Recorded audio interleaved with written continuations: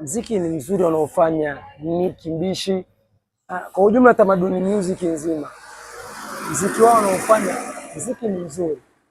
Kama ukija Nicki Mbishi ni msanii mmoja mkali sana ambaye hajawahi kutokea. Nicki Mbishi watu wa rap hawa, Nicki Mbishi, Songa One, Credible, wengi sana wa tamaduni music kidogo inakuwa wasanii wakali.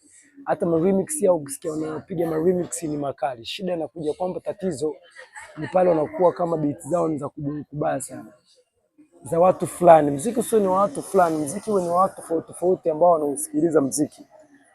Sasa kuna kitu tunachosema kwamba beat zao ungejaribu kuwatafuta ma chorus, wapige chorus kidogo. Je, chorus anatengeneza beat, analainisha pia beat inakuwa kidogo tofauti na beat wanavyopiga wao chorus. Lazima nyimbo iwe ngumu, lazima mistari iwe migumu, vile vile mistari yao ni mizuri, ila lazima kidogo mziki wao unakuwa ni mgumu kusikilizika na watu wengi.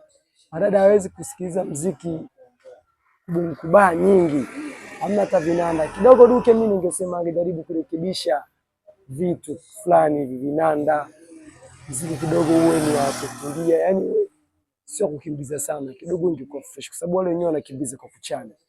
Sasa kidogo angejaribu kulegeza kidogo angalau. Niseme kitu tatizo tu ni chorus. Hapatikani mtu akupiga chorus, kubaa zao apige hivyo hivyo. Chorus kidogo atakuwa angelainisha kidogo beat. Kidogo muziki ungekuwa tofauti na kila mtu angesikiliza muziki, sio usingekuwa na kusikiliza wagumu wabishi tu. Mpaka madada wangeusikiliza muziki wa kina Nicki. Kwa sababu Nicki ni msanii mmoja mkubwa sana.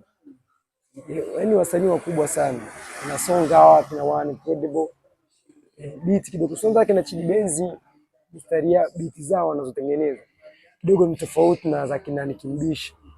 Nisema wao tamaduni music hawazungumzia wao. Wao kwa sababu beat zao zinakuwa ngumu sana na rap fresh.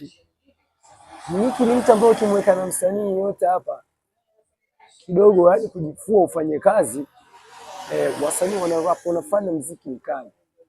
One Incredible naye ni msanii mkali sana, watu wanafanya muziki mzuri tena mkubwa sana. Shida beat zao zinakuwa kidogo ni ngumu, beat za kubaa, yani hazilainishi kidogo, hamna kitu cha kulainisha zile beat angalau wanasikiza kila mtu. Kuna muziki ukiusikiliza kila mtu anasikiza, wadada wanasikiza, watu wakati wazee. Lakini muziki wao kama ni matabaka fulani, kwa sababu yani kama ni wao wenyewe wangelainisha kidogo, wapate ma chorus, wapige chorus. Ni ngoma ingekuwa kali, kila mtu Nicki ngikuta anasikilizwa pale, kila mtu angesikiliza na ni muziki mkali. Ndio tatizo kidogo beat. Kidogo Duke angejaribu kurekebisha kitu. Duke asingekaza sana. Naona Duke anakaza. Wao wanakaza, Duke naye anakaza. Kwa hiyo muziki unakuwa kidogo mgumu sana.